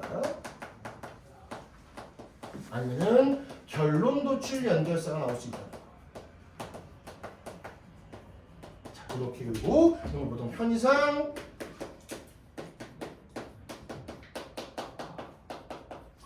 이렇게 부르죠. 됐습니까? 자, 여기 원래 이렇게 쳐놨어요. 마지막 이제 네 번째 지문의 유형에 대해서 한번 확인해 보도록 할게요. 뭐라고 써놨니? 비교라고 써놨죠? 비교 지문이네. 그럼 우리 주제 유형이 뭐가 될까? 비교형이 될 가능성이 매우 높아진다고 하는 거. 다만 비교형은 뭘로 바꿀 수 있다? 오케이, 나머지 입장형으로 바꿀 수 있다. 됐습니까? 이렇게 생각해 주시면 될 것 같고요. 자, 비교 지문은요 따로 한번 빼볼게요. 이렇게 처음부터 이렇게 쓰지 않고 비교 지문은요 얘는 되게 독특하게 지문의 구성을 갖고 있거든요. 자, 다만 이것도 논리적으로 생각해 보면 쉬워. 선생님하고 수업할 때 그냥 이거다라고 얘기해주는 수업은 존재하지 않아. 왜 이런지에 대해서 오늘 하나씩 하나씩 찝어주는 거거든. 야, 비교하려면은 일단 대상이 몇 개가 나와야 돼. 그렇지? 맞잖아. 나 혼자서 비교할 수 있냐? 규성의 키를 비교하려면은 어떤 누군가의 키가 존재해야지만 비교할 수 있는 거 아니야? 단수적인 핵심어로서는 비교할 수 있다 없다? 없는 거예요. 무조건 그런 애들 비교 지문의 시작은 뭘로 나와야 되는 거야? 복수의 대상으로 출발을 해줘야 되는 거지. 뭔 말인지 이해 갔어? 단수의 대상일 때보다 처음부터 복수의 대상을 등장시켰을 때가 비교 지문될 가능성이 매우 높겠죠? 그래서 우리가 이 비교 지문의 구성은 첫 번째 뭐가 나오냐? 바로 비교 대상인 바로 A와 B의 등장 혹은 소개라고 볼 수도 있습니다. 너희들 지문을 맨 처음 봤을 때 갑자기 대상이 두 개가 나와. 그럼 머릿속에 기억해놔야 돼. 이거 혹시 뭐가 될 가능성이 높다? 비교 지문이 될 가능성이 매우 높다라고 하는 거죠. 예전에 수능 문제에서 어떻게 나왔었냐면 이렇게 나왔어. 역사가 구하는 바닷속에서는요 두 가지의 관점이 존재한다 이렇게 나왔어. 그럼 봐봐 이게 뭐가 될 수 있어? 비교 지문 될 가능성이 매우 높아지게 되는 거야. 이해가요? 근데 봐봐 등장했단 말이야. 봐봐 비교 대상인 A와 B를 등장시켰어. 근데 이 등장은 마치 뭐하고 똑같은 줄 아니? 공통점을 얘기하는 것과 똑같아. 예를 들어서 역사 속에는 두 가지 관점이 있대. 그럼 이 두 가지 관점이 역사 속에서 공통적으로 등장하고 있다는 거 아니야? 얘는 바로 뭐가 된다? 공통점이 되는 거야. 우리가 원래 비교라고 하는 것 자체가 재밌는 건 뭔지 알아? 공통점도 얘기해야 되고 뭐도 얘기해야 돼. 차이점도 얘기해 줘야 된단 말이야. 예를 들어서 봐봐 선생님의 키를 누군가의 뭐하고 비교해야 돼? 키와 비교해야 되는 것이 누군가의 지식과 비교할 수는 없단 말이지. 공통점이 존재하지 않으면 비교 자체가 성립되지 않는 거야. 얘는 공통점 얘기하는 거와 마찬가지지. 이제 뭐 얘기하면 돼? 차이점 얘기하면 되는 거 아니야? 그 차이점을 설명하는 방법은 두 가지입니다. 천박하게 이렇게 얘기하는 거야. 차이점은 뭐뭐이다라고 얘기해 주는 거지. 야 우리 그래도 고등학생 이상 수능 문제 푸는 건데 차이점은 뭐뭐이다라고 얘기하면 되게 천박하지 않니? 그렇기 때문에 차이점이라는 표현이 명확하게 드러나는 경우는 별로 없어요. 그냥 바로 뭐하냐? 바로 A에 대한 설명을 얘기합니다. 됐어요? 그리고 나서 A 설명했단 말이야. 그 다음에 뭘 설명하는 거야 이제는? 그냥 B를 설명해 주는 거죠. 됐어요? 물론 이때 A의 설명과 B의 설명 사이에는 어떠한 연결사가 들어가는 게 합리적일까? 그치? 역접이라든지 대조상반의 연결사가 들어가는 게 합리적이겠지. 대조적으로. 하지만 그러나 반면에가 들어가 줘야 된단 말이야. 근데 이거 굳이 넣지 않아도 너희는 뭐라는 걸 알 수 있어야 돼? 차이점이라고 하는 걸 알 수 있어야 돼. 물론 다시 한번 여기에 역점이라든지 대조라든지 상반이라고 하는 연결사가 들어갈 수도 있지만 얘는 항상 나올 때도 있고 안 나올 때도 있다는 거 기억을 해주셔야 됩니다. 다만 우리가 봐봐 얘가 안 나왔단 말이야. 근데 나한테 물어볼 수 있어. 선생님 안 나오면 그냥 두 개 다 공통점 얘기하는 거 아니에요? 라고 나한테 질문할 수 있을 거 아니야? 아니야. 분명히 공통점을 얘기해서 뭐 해야 돼? 차이점을 얘기해 줘야 되는 거거든. 그렇기 때문에 여기에서의 설명의 부분과 여기에서의 설명의 부분이 분명히 어떤 설명이 될 거야? 서로 상반되어진 설명이 될 겁니다. 그리고 이때 상반되어진 설명이라고 하는 것은요. 여기에서 쓰인 핵심어가 어떤 핵심어가 될 가능성이 높아? 바로 반의어적인 핵심어가 나올 가능성이 매우 높다라고 생각을 해주시면 됩니다. 설명 이해 갔어요? 자 됐지? 자 그리고 나서 얘는 추가적인 한 가지까지 더 해줘야 돼. 항상 마지막에 나오는 이 비교 지문은요. 이 비교 지문을 통해서 얘기할 수 있는 주제가 두 가지가 되거든. 첫 번째 얘가 될 수 있지. 근데 뭐가 될 수도 있는 줄 알아? 얘가 될 수도 있어. 요거 한번 설명 한번 해볼게. 자 이걸 통해서 얘기할 수 있는 주제 첫 번째는 바로 택 1의 관점입니다. 자, 택 1의 관점이라고 하는 건 둘 중에 하나를 뭐 했다는 거야? 선택했다라고 하는 거예요. 예를 들어서 만약에 편의상 A를 선택할 때가 한번 쳐보자. 미안. 여기서는 순서대로 한번 해볼게요. 여기서는 보통은 뭘 선택할 가능성이 높아? B를 선택할 가능성이 좀 더 높게 됩니다. 왜냐면 역접 다음에 얘가 나올 가능성이 높기 때문에 보통은 B를 선택하게 되는 건데 이렇게 되면 주제가 뭐가 되는 거야? 흡혈근마가 되는 거죠. 맞아? 흡연에 대한 플러스는 금연에 대한 마이너스와 똑같다가 되는 겁니다. 다만 얘는 두 번째 주제가 나올 수 있어. 이 두 번째 주제는 뭐냐면요 바로 차이점 자체가 주제인 거야. 이 차이점이라고 하는 건 이거 봐봐. 어떤 두 개라고 하는 핵심어를 공통의 핵심어라고 봤을 때 이거에 대한 차이점을 얘기한다는 건 뭘 얘기하는 거야? 특징을 얘기하는 거 맞아요? 그렇기 때문에 차이점을 얘기한다는 건 결국은 특징을 얘기한다는 거기 때문에 이게 주제가 될 가망성까지 존재합니다. 그래서 얘는 바로 비교형의 주제가 될 수 있는 거. 얘는 무슨 형의? 바로 특징형의 설명형이죠. 그래서는 설명형의 주제가 될 수 있다는 거 기억해 두시면 돼요. 그럼 이때는 핵심어가 뭐가 되는 거야? 우선적인 핵심어가? 얘도 우선적인 핵심어, 얘도 우선적인 핵심어가 되겠지만 얘는 뭐가 우선적인 핵심어야? 바로 특징이 바로 우선적인 핵심어가 된다고 기억을 해두시면 됩니다. 여기까지가 지문의 구성 4가지가 되는 거예요. 다 이해 갔습니까? 자, 선생님이 지금 이 시간을 통해서 너희는 문제 푸는 방향성을 거의 다 배운 거야. 자, 한번 해봐. 누구의 의도를 파악한다? 출제자의 의도를 파악한다. 누구의 의도를 파악한다? 작가의 의도를 파악한다. 자, 내가 출제자의 의도와 작가의 의도를 둘 다를 올바르게 파악하게 되면은 문제 틀릴 가능성이 존재하지 않아. 이해가? 그리고 선생님의 수업에 의하면요 구문 독해 능력도 어마어마하게 중요하진 않아. 왜? 우린 뭐 할 거니까 계속해서 단순화시킬 거니까. 예를 들어서 내가 이 문장을 올바르게 해석하지 못해도 뭐는 뽑아낼 수 있니? 핵심어는 뽑아낼 수 있거든. 맞잖아. 입장까지는 뽑아낼 수 있거든. 그러니까 정확하게 무슨 내용인지 모르겠어. 그 단어 느껴보니까 이거 플러스야. 이것까지는 알 수 있는 거 맞아요? 자, 영어는 어렵게 공부하는 거 아니에요. 영어는 가장 적은 시간을 투자해서 가장 높은 효율성을 얻어내는 과목입니다. 너희가 공부해야 될 건 듣기와 단어 빼고는 없어요. 나머지는 내가 다 해줘. 다만 집에 가서 복습을 해놔야겠죠. 친구한테서도 연습해보는 거야. 너 주제가 뭔지 아니? 너 지문의 구성이라고 하는 게 뭔지 알아? 이걸 단순하게 달달달 암기하는 게 아니고 선생님이 얘기했던 표현 및 모든 걸 이용해서 똑같이 얘기했잖아요. 오늘 수업할 때 내가 뭐라고 했어? 맨 처음 수업하면서 동기화를 시켜야 된다고 얘기를 했었죠.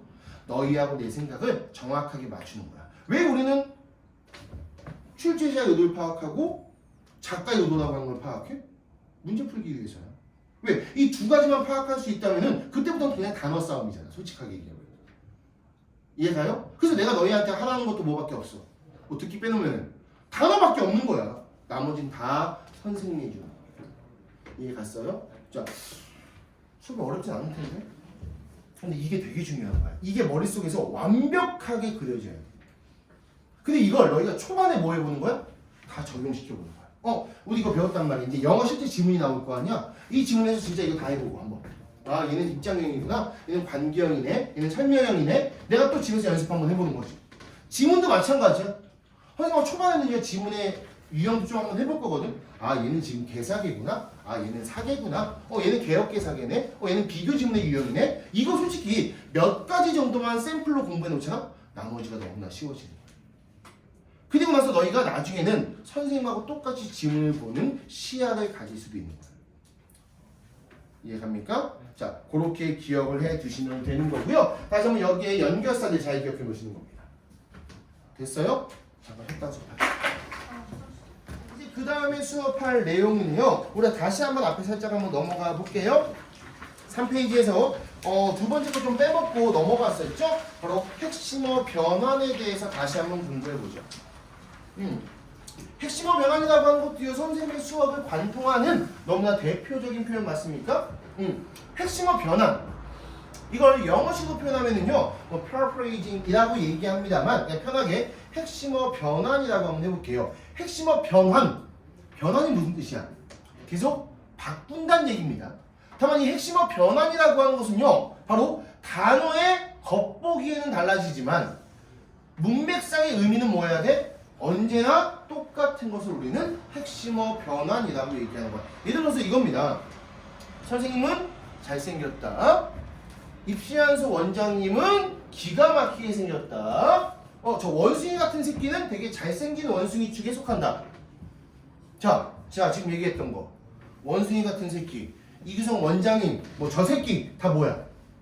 문맥상 같은 대상을 얘기하고 있는 거 맞아? 하지만 겉보기의 표현은 뭐가 되고 있어? 달라진단 말이야. 이게 바로 핵심어 변환입니다. 근데 이런 핵심어 변환이 왜 중요한 걸까요?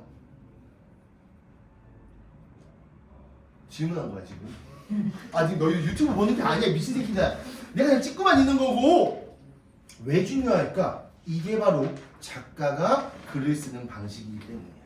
자, 우리 작가는 글을 쓴단 말이죠.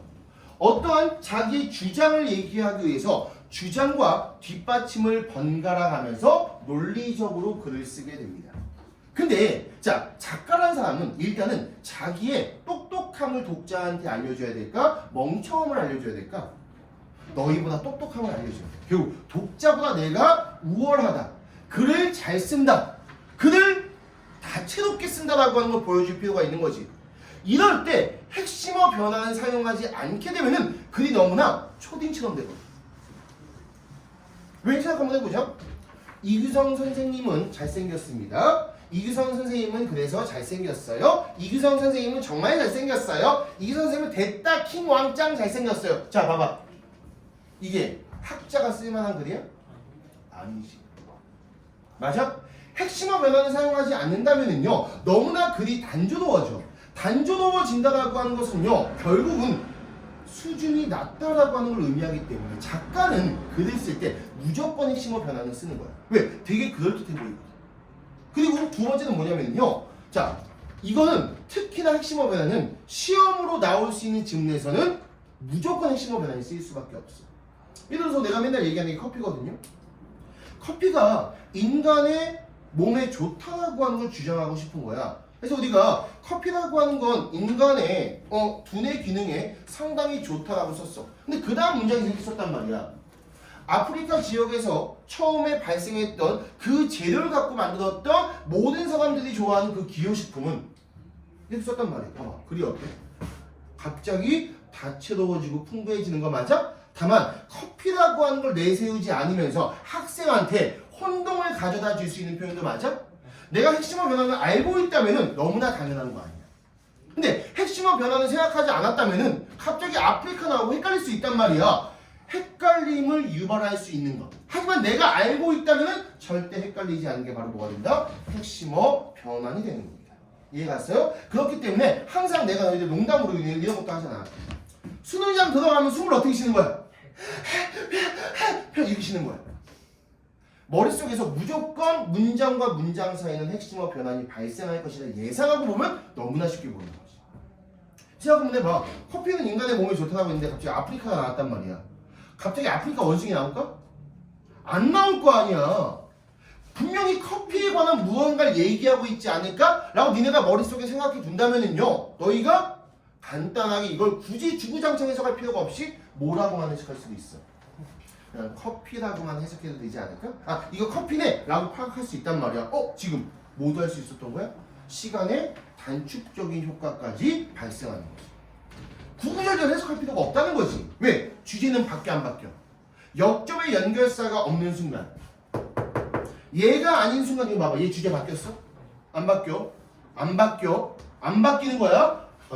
안 바뀌고 안 바뀌고 얘도 안 바뀌는 거지. 오로지 주제가 바뀌는 지문의 구성은 얘밖에 존재하지 않는단 말이야. 그럼 얘가 아닌 순간 주제가 하나밖에 없어. 바뀌지도 않아. 우리는 바뀌는 건 오로지 뭐뿐이다?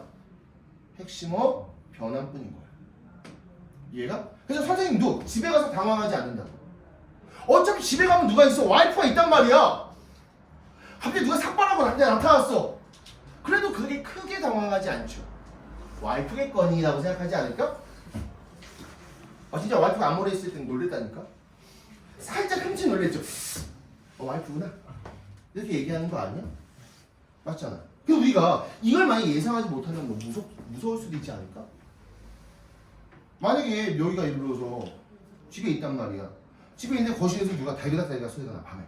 그럼 보통 아빠겠거니 뭐 엄마겠거니 라고 생각한다면은 뭐 그렇게 무서울 거 없잖아.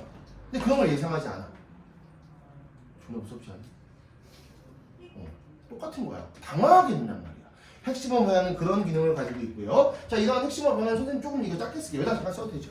뭐 큰 건 아니니까 여기다가 셈하고 바로 줄여서 그냥 쓰면 핵변이라고 한번 써보죠. 이 핵심어 변화는요 크게 세 가지가 존재하게 됩니다. 자, 핵심어 변화의 첫 번째는 바로 뭐가 된다? 바로 동의어식 핵심어 변화이죠. 자, 얘가 가장 쉬운 거죠. 사과를 과일로 바꾸는 거. 맞습니까? 나무를 지금 뭐로 바꿀 수 있니? 예를 들어서 나무라고 하기보다는 예를 들어서 우리 바다라고 하는 것을 그냥 뭐로 바꿀 수 있어? water. waters도 바꿀 수도 있는 거 아니야? 그렇지? 이렇게 단순하게 동의어로 바꾸는 건 되게 쉬운 겁니다. 얘가요? 근데 중요한 건 뭐냐? 두 번째부터예요. 바로 문장이나 구절식이죠.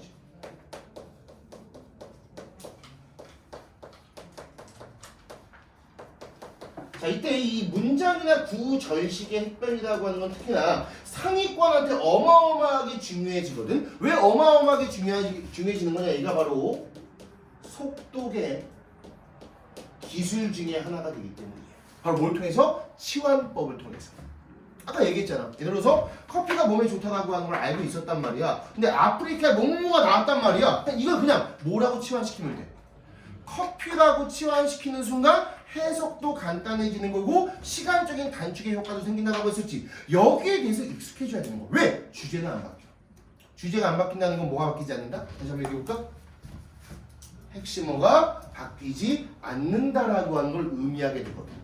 이러한 전제만 둔다라고 한다면 너희들 이 치환법 사용할 수 있어 없어? 충분히 있다라고 하는 거야. 그렇기 때문에 최상위권이 30분이 남는 이유가 바로 거기 있는 거야. 생각 한번 해봐. 70분의 시험 중에서 20분 정도가 늦게 날라가. 그럼 몇 분 남는 거야?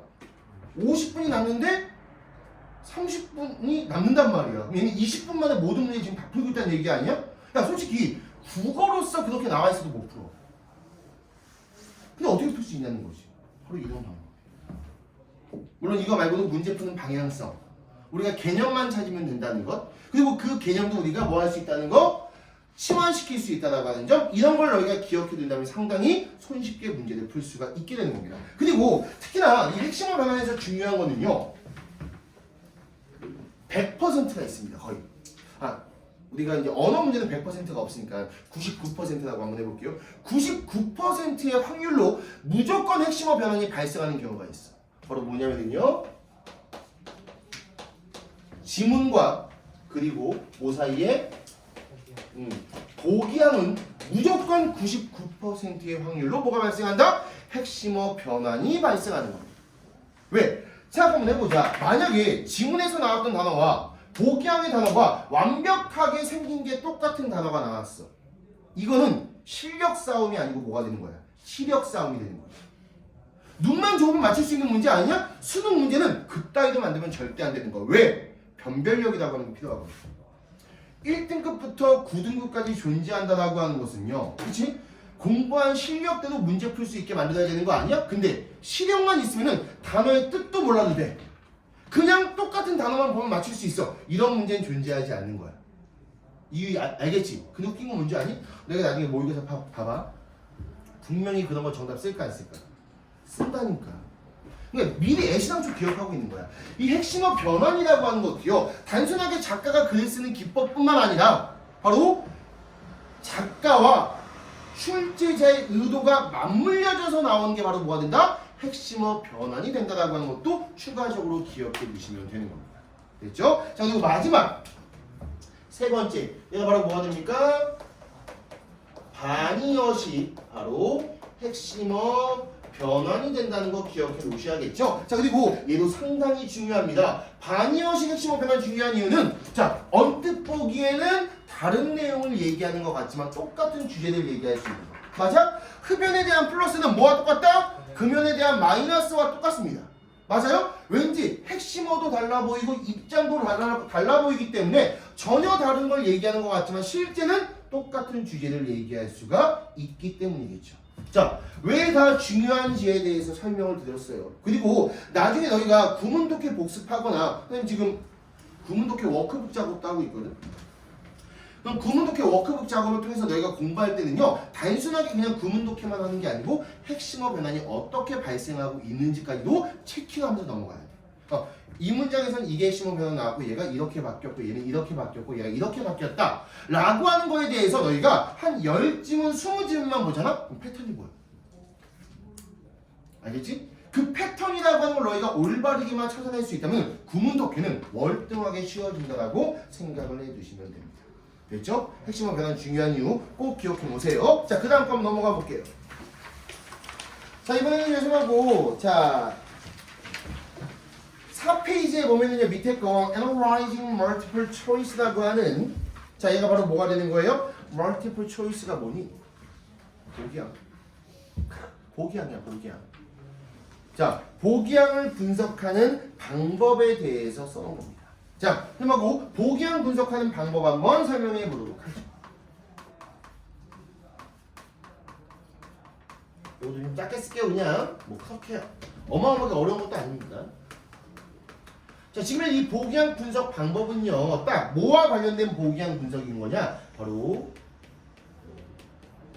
주제와 관련된 보기양 분석에 대해서 한번 공부 한번 해보도록 하죠. 자, 다시 한번 너희가 대답을 이번에 좀 해줬으면 좋겠어요. 보기양을 분석한다는 건 뭘 파악한다는 거야? 출제자의 의도를 파악한다는 거야. 다시 한번 이게 되게 중요한 겁니다. 근데 늘 출제자가 이 문제를 왜 냈느냐라고 하는 걸 알고 보는 것과 그걸 모르고 보는 것은 하늘과 땅 차이가 있다고 했었어. 내가 맨날 이거 사례되는 게 뭐니? 숨은 그림 찾기야. 숨은 그림 찾기에서 찾아야 될 대상을 알고 보는 것과 모르고 보는 거는 하늘과 땅 차이가 나. 예를 들어서 선생님 최근에 우리 애기가 뭐 숨은 그림 찾기 하고 있더라고. 근데 그 숨은 그림 찾기가 뭐였냐면은 이렇게 그림을 주고 나서 여기다가 어떤 거는 몇 마리 있는지 어떤 건 몇 마리 있는지 체킹하는 거야. 뭐는 뭐 4마리, 뭐는 5개, 뭐는 6개가 있단 말이야. 내가 이때 뭐 하라고 썼냐?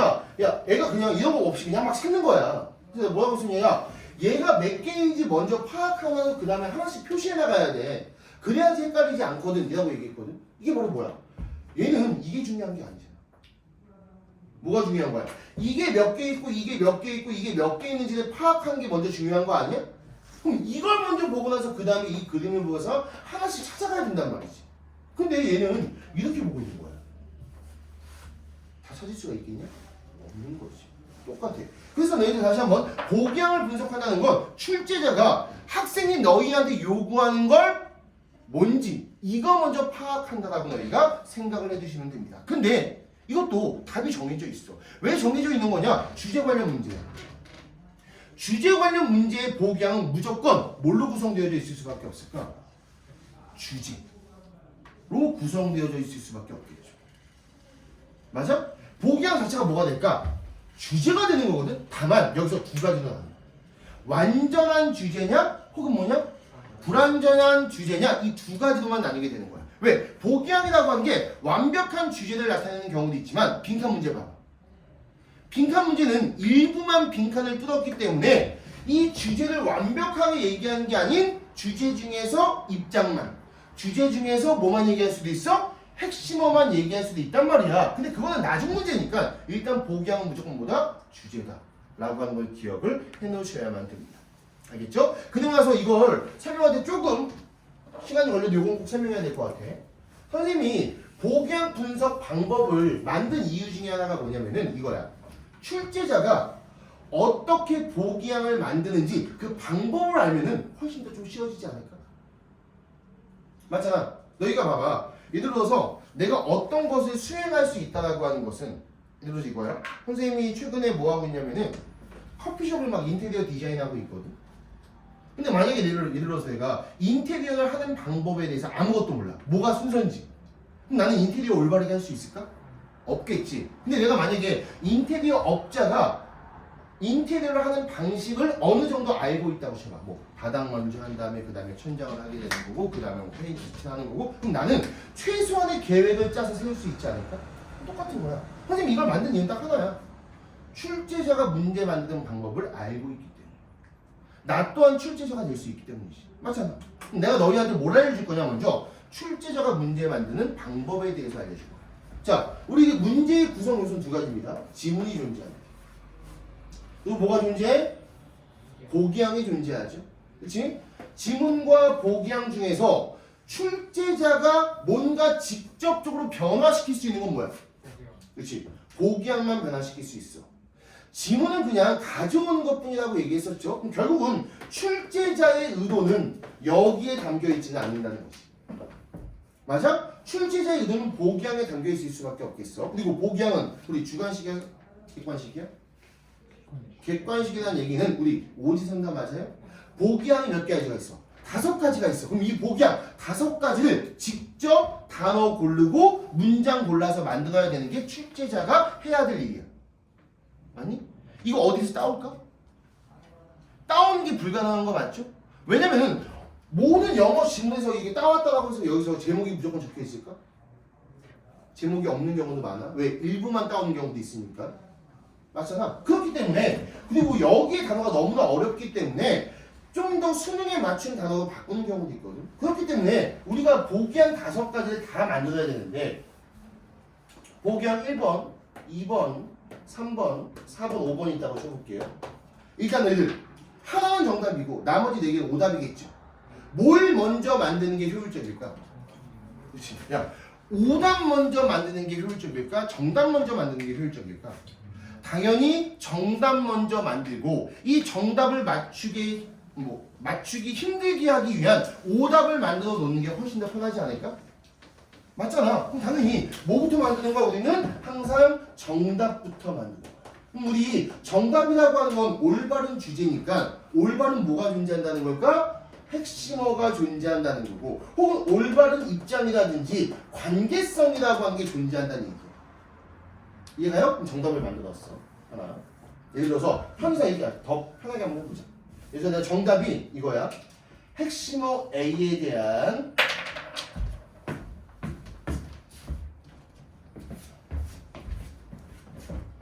플러스 입장이 딱 주제였다고 쳐볼게요. 그리고 나는 이거를 보기양 4번에 집어넣기로 했어.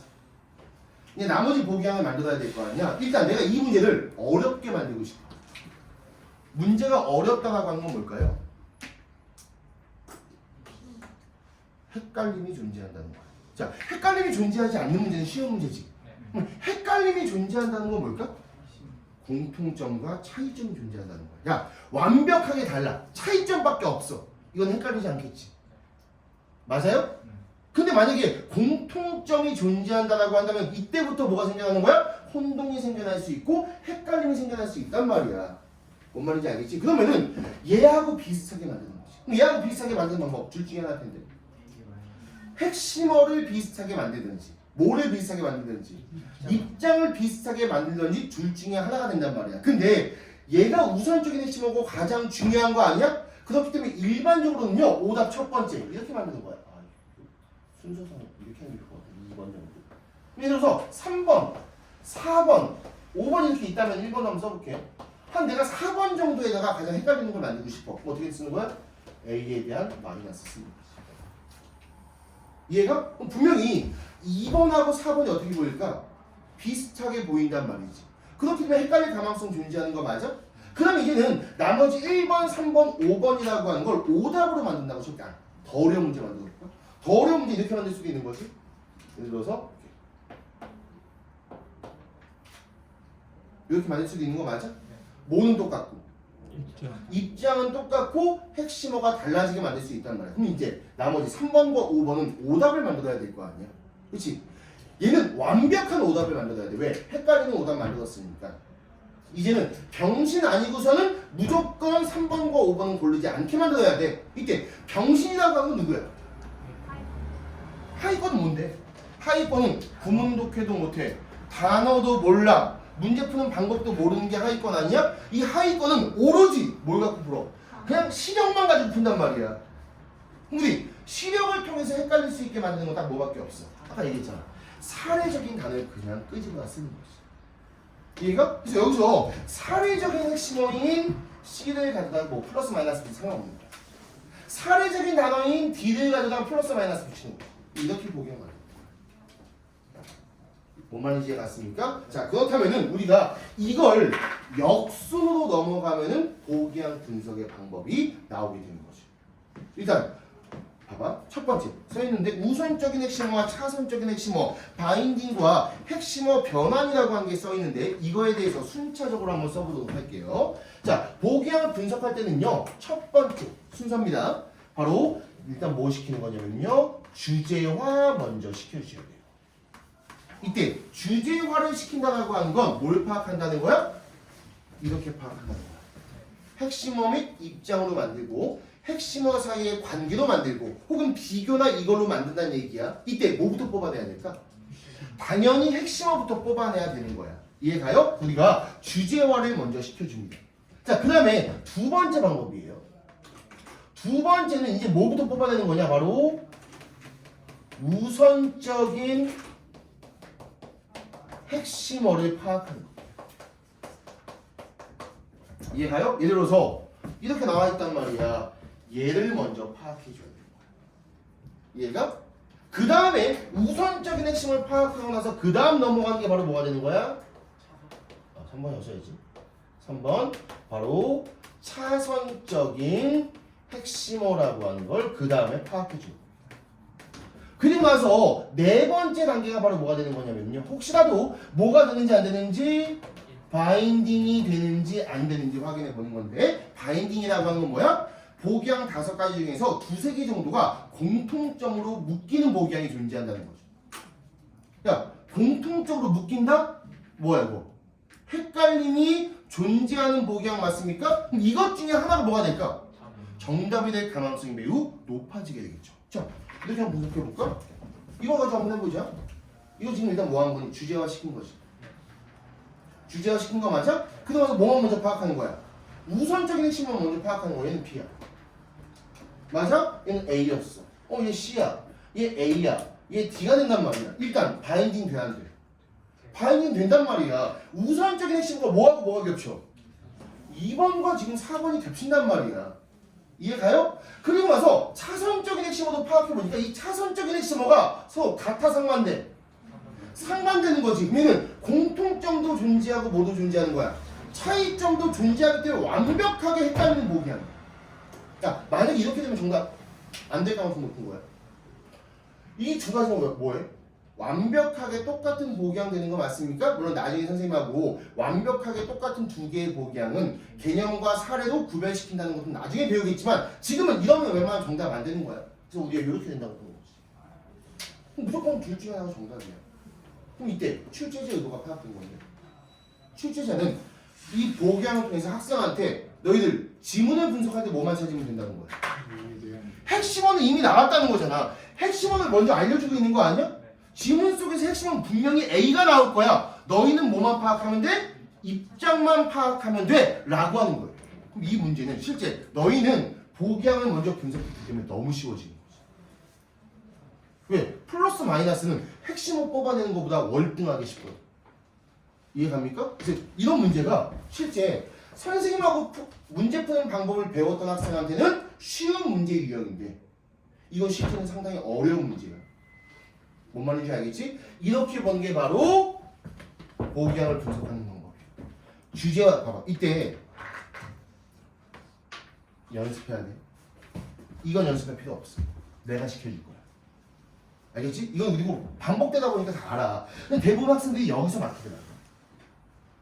계속해서 너희가 보기양을 주제화시키는 연습을 해줘야 됩니다. 이해 갔죠? 요거 꼭 기억해 주시고요. 그 다음에 결국은 마지막에서 여기 교재 보면은 맨 마지막에 있는 게 핵심어 변환이잖아. 이 핵심어 변환은 뭘 얘기하는 거니? 바로 이 보기양 안에서 1번부터 5번까지 안에서도 뭐가 발생할 수 있어? 핵심어 변환이 발생할 수 있다는 거 기억을 해주셔야 돼요. 여기서 이제 흡혈근마도 나올 수 있는 거 아니야? 동의어식 핵심어 변환도 나올 수 있는 거야? 이것까지 생각해야 돼. 결국 여기 전체에서 바로 뭐가 발생할 수 있다? 핵심어 변환이 발생할 수 있다는 것도 기억을 해주시면 됩니다. 나중에 어떤 상위권 문제 보면 되게 재밌는 게 이거야. 보기양이 다 달라 보여. 근데 결국 했더니만 다 다양성을 얘기하는 거지. 개인한테 개별적인 선택권을 주는 거. 그치? 다양화. 그치? 혹은 획일적이지 않은 것. 다 뭐야? 다 생각해보면 다양화나 다양성을 얘기하는 거 아니야? 이러한 핵병까지도 보통 보기양에서 존재한다고 생각을 해두시면 되는 겁니다. 됐어요? 자, 그럼 여기까지만 원래는 오늘까지 수업이 완료가 되는 거야. 내가 하고자 했던. 물론 이제 그 다음에 필기하기 존나 많은 Analyzing Text라고 하는 걸 배웁니다. 이때가 바로 이제 뭐가 나오는 거야? 바로 강조부터 시작해가지고 모든 거에 대해서 다 나옵니다. 이해갔죠? 자, 오늘 선생님하고 준비된 수업은 여기까지인데 마지막 마무리 정도 얘기하고 너희하고 오늘 좀 마치도록 할게요.